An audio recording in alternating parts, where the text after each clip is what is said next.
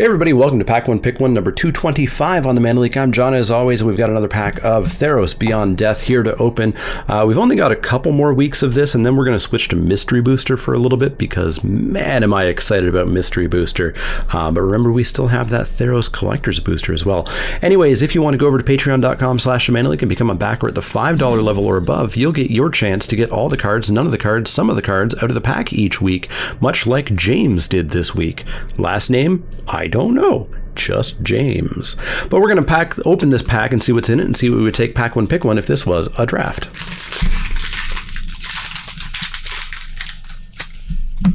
Up first, we have Starr Mantle. Starlit Mantle is 1 and a blue for an enchantment or a flash enchant creature you control. When it ETBs, that creature gets hexproof until end of turn. That creature also gets +1/+1. Totally fine card. I've played this card a decent bit and I rather enjoy it, but it's not a first pick, obviously.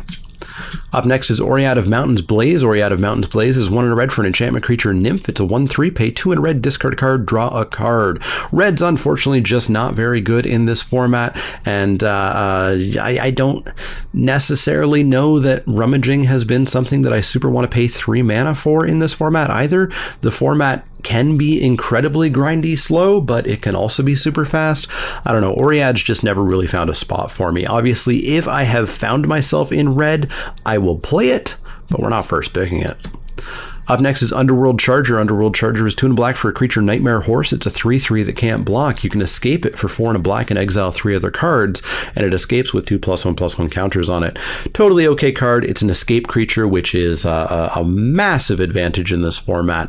The escape creatures that are locked up in black and green, I think, are really part of the problem of the format of making black specifically so overpowered, and green to an extent. Underworld Charger is just a totally solid card. I would never first pick it though. Up next is Plummet. Plummet's 1 and a green for an instant, destroy target creature with flying. Sideboard only, obviously not first picking. Up next is Skophos Warleader. Skophos Warleader is 4 and a red for a creature Minotaur Warrior. It's a 4/5. Pay a red, sacrifice another creature or an enchantment. Skophos Warleader gets +1/+0 until end of turn and gains menace until end of turn.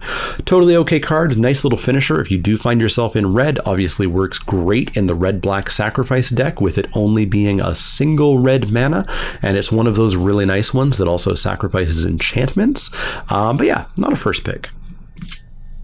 Up next is a first pick, Meyers Grasp. Meyers Grasp is 1 and a black for an enchantment aura. Enchant creature. Enchanted creature gets -3/-3.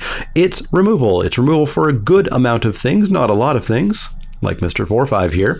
But yeah, it's a fantastic card. It's nice and cheap. You'll play as many of these as you possibly can. If you're lucky, you maybe even get to recur it using some of the white recursion spells. Totally solid first pick. It's going to hang out in frame. Up next is Rumbling Sentry. Rumbling Sentry is 3 white for a 3/6 creature giant. When Rumbling Sentry enters the battlefield, scry 1. I'm not a fan of this card. I've seen people play it a little bit more than I would agree with. I know some people like it in controlling white decks. I don't know that controlling white decks are super a thing. They can definitely happen here or there. But yeah, Rumbling Sentry is something that I expect to get second or third last pick if I ever actually wanted one. Up next is Witness of Tomorrows. Witness of Tomorrows is 4 and a blue for an enchantment creature Sphinx. It's a 3/4 flyer, pay 3 and a blue, scry 1. Totally solid finisher in the blue deck. It's a little tiny expensive at 5 mana. It does have the downside of being an enchantment creature, meaning that it will trade way down on removal with your 2-drop enchantment removal spells, but it's just a solid card. You'll play it anyways. 3/4 flyer could end the game. The scry ability is nice if you have the time. Totally solid card. Not a first pick against Meyers Grasp, though. Elysian Caryatid is up next. 1 and a green for a creature plant. It's a 1/1. Add 1 mana of any color. If you control a creature with power 4 or greater, add 2 mana of any one color instead. Totally solid ramp. Totally solid fixing. I love me an Elysian Caryatid. I would consider it first picking it along with the Witness of Tomorrows if Meyers Grasp wasn't here, but Meyers Grasp is here. Up next is Towering Wave Mystic. Towering Wave Mystic is 1 and a blue for a creature Merfolk Wizard. It's a 2/1. Whenever it deals damage, not to a player. Target player puts that many cards from the top of their library into their graveyard. I've seen some people do some wonky, janky things with this, but it's much more consistently done much of nothing. So I'm not a fan of Towering Wave Mystic. I just don't see a super huge spot for it. Not going to be my first pick, and I don't really play it anyways. On to the uncommons, we've got a Mystic Repeal. Mystic Repeal is a single green mana for an instant. Put target enchantment on the bottom of its owner's library. Totally solid card. There's obviously a lot of enchantments that you would like to put on the bottom of the library, be they enchantment creatures or removal, like Banishing Light, things like that. Totally solid card. I do think people pick enchantment hate a little too highly in this format. Yes, it's the Enchantment Matters set. Yes, there's a lot of targets for it most of the time. I think people go a little too crazy for it. Very good. Probably the second pick in this pack at the moment, but I do think people go a little too nuts for it. Up next is Careless Celebrant. Careless Celebrant is 1 and a red for a 2/1 creature Satyr Shaman. When Careless Celebrant dies, it deals 2 damage to target creature or planeswalker an opponent controls. Very nice aggressive card. If you are going to try your luck at being red, you obviously want to load up on these if you can, because it can trade up to an X4 if it blocks it or is blocked by it. Totally solid card if you're in red, but we don't want to be in red, so I think I'd be picking the Mystic Repeal over this. I think I'd be picking the Witness of Tomorrows over this, and the Caryatid as well. Our last uncommon is Underworld Dreams. Underworld Dreams is black for an enchantment. Whenever an opponent draws a card, Underworld Dreams deals 1 damage to that player. I have seen people play multiples of these with Grey Merchant of Asphodel. Obviously, that's asking the gods of luck to give you several specific uncommons in the same pool, and that's just not going to come up that much.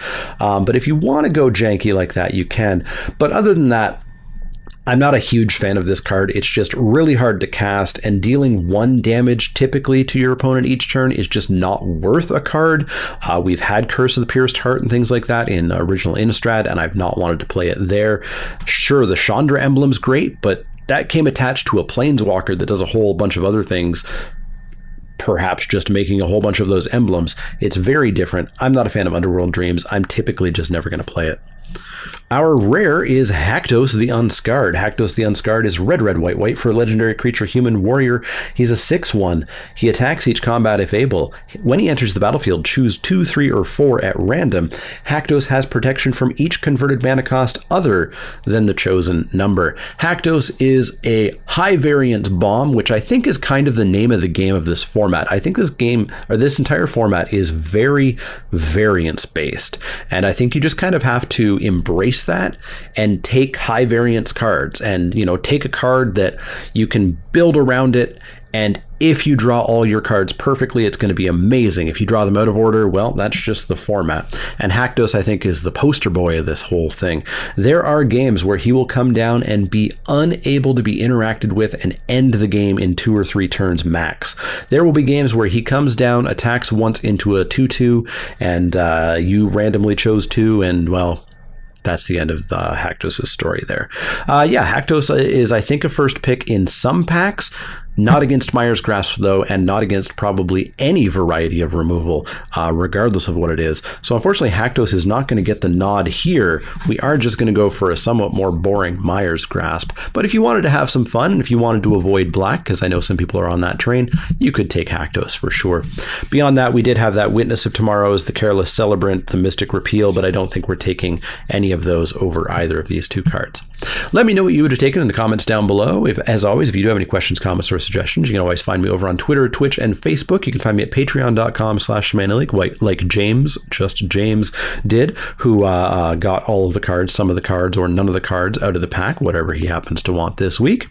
And you can always go over to inkedgaming.com/ShamanAleek if you want to let me know that I sent you. If you're going to pick up a playmat or dice bags or things like that, great custom mats like this one here. Easiest way, cheapest way, of course, to help out is to like, share, and subscribe. But if you do have any questions, comments, or suggestions, let me know. Otherwise, see y'all next time.